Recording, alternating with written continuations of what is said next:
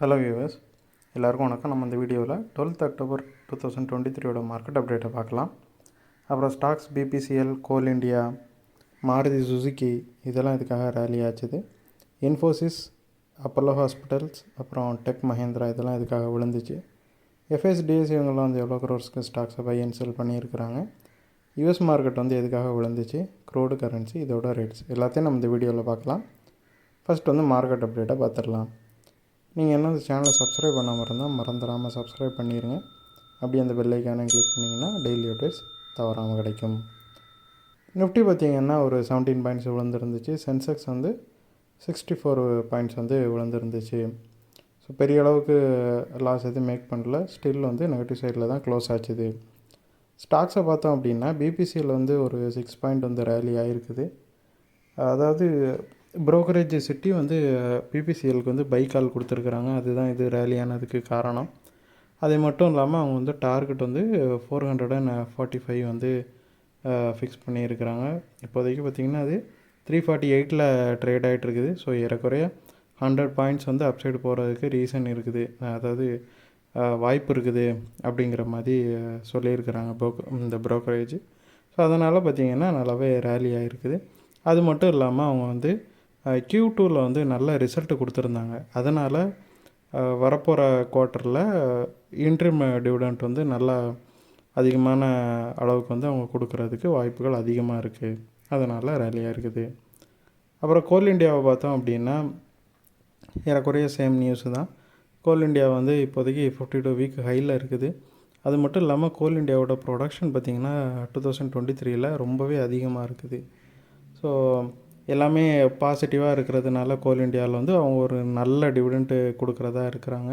So எக்ஸ்பர்ட்ஸ்லாம் என்ன expect பண்ணுறாங்க அப்படின்னா ஒரு 30 ருபீஸ் வந்து அவங்க வந்து டிவிடெண்ட் கொடுக்குறதுக்கு வாய்ப்பு இருக்குது அப்படிங்கிற மாதிரி சொல்லியிருக்கிறாங்க. ஸோ இந்த நியூஸ் வந்து வெளிவந்ததும் எல்லோரும் வந்து கோல் இண்டியா வந்து வாங்க ஆரம்பிச்சிட்டாங்க. ஏன்னா 30 ருபீஸ் அவங்க வந்து டிவிடெண்ட் கொடுத்தாங்கன்னா இப்போது அது கரண்ட்டாக ட்ரேட் ஆகிட்டு இருக்க வேல்யூவை பார்த்திங்கன்னா 307. ஸோ ஏறக்குறைய 10% வந்து அவங்க டிவிடெண்ட் கொடுப்பாங்க அப்படிங்கிற மாதிரி ஒரு நியூஸ் வந்ததும் நல்லாவே ரேலி ஆகிடுச்சு கோல் இண்டியா.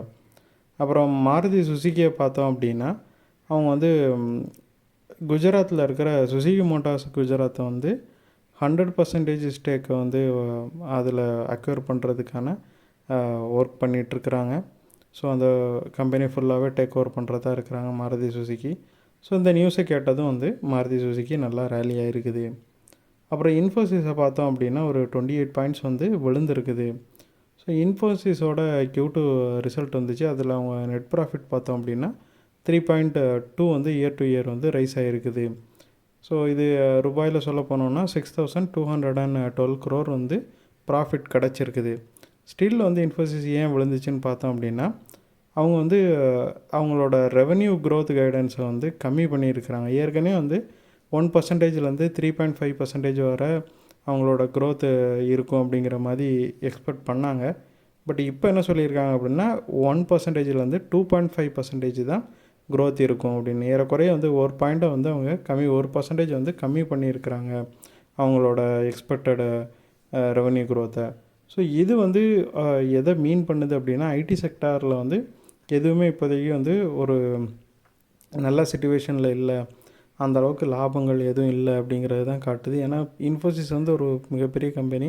ஸோ அவங்களோட கிளைண்ட்ஸும் பார்த்தோம் அப்படின்னா ரொம்பவே அதிகம். ஸோ இது வந்து ஒரு அவங்களோட இந்த கைடன்ஸுங்கிறது அவங்களோட ஓவரால் இன்டர்னலாக அவங்க கம்பெனியில் வந்து அவங்க நெக்ஸ்ட்டு குவார்ட்டரில் என்ன எக்ஸ்பெக்ட் பண்ணுறாங்க அப்படிங்கிறத தான் இதை சொல்கிறாங்க. ஸோ விச் மீன்ஸ் வந்து ஆல் ஓவர் த வேர்ல்டு வந்து ஐடி செக்டர் அந்தளவுக்கு நல்லா பெர்ஃபார்ம் பண்ணாதுங்கிறது தான் இது இண்டிகேட் பண்ணுது. ஸோ இதனால் பார்த்திங்கன்னா இன்ஃபோசிஸோட ஸ்டாக்ஸ் வந்து நல்லாவே விழுந்திருக்குது.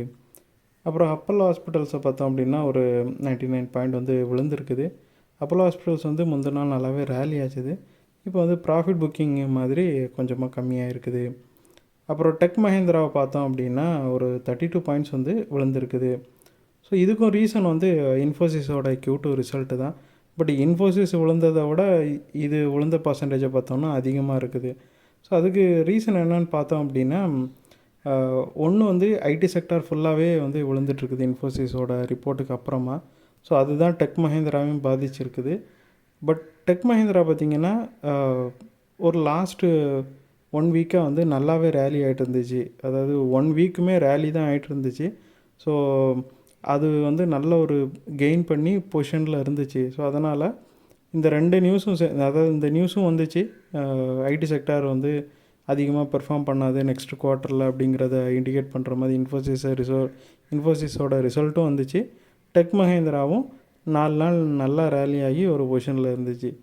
ஸோ அதனால் மார்க்கெட் பார்த்திங்கன்னா டெக் மஹேந்திராவை ரொம்பவே செல் ஆஃப் பண்ணியிருக்கிறாங்க. ஸோ ப்ராஃபிட் புக்கிங்கும் ப்ளஸ் ஐடி செக்டாரோட பேட் நியூஸும் சேர்ந்து டெக் மஹேந்திரா ரொம்பவே விழுந்துருச்சு.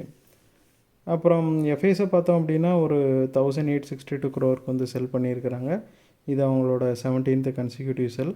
ஸோ இந்த 17 கன்சிக்யூட்டிவ் செல் மூலமாக அவங்க 29,805 crore வந்து செல் பண்ணியிருக்கிறாங்க கன்சாலிடேட்டடாக. அப்புறம் வந்து டிஏஸை பார்த்தோம் அப்படின்னா 1532 crore வந்து பை பண்ணியிருக்கிறாங்க. இது அவங்களோட 15th கன்சிக்யூட்டிவ் பை.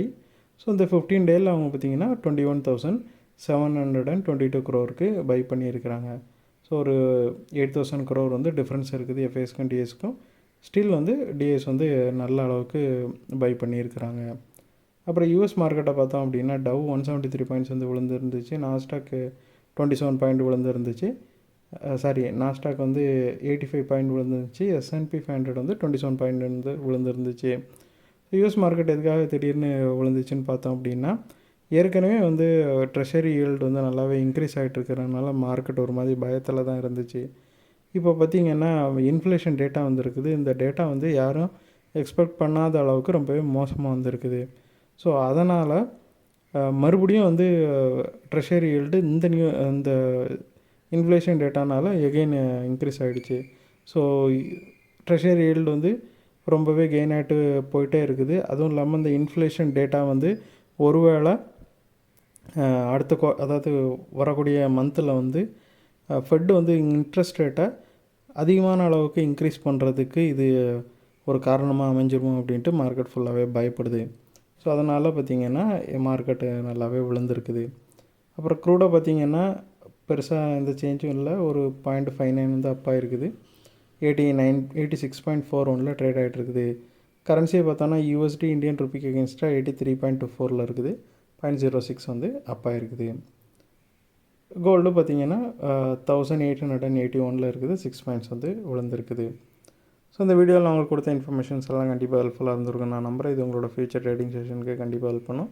இந்த வீடியோ உங்களுக்கு பிடிச்சிருந்துச்சின்னா லைக் பண்ணுங்கள், ஷேர் பண்ணுங்கள், மறக்காமல் சேனலுக்கு சப்ஸ்கிரைப் பண்ணுங்கள். அப்படி இந்த பெல் ஐக்கானை கிளிக் பண்ணிங்கன்னா டெய்லி அப்டேட்ஸ் தவறாமல் கிடைக்கும். தேங்க்ஸ் ஃபார் வாட்சிங். Keep supporting. தேங்க்யூ.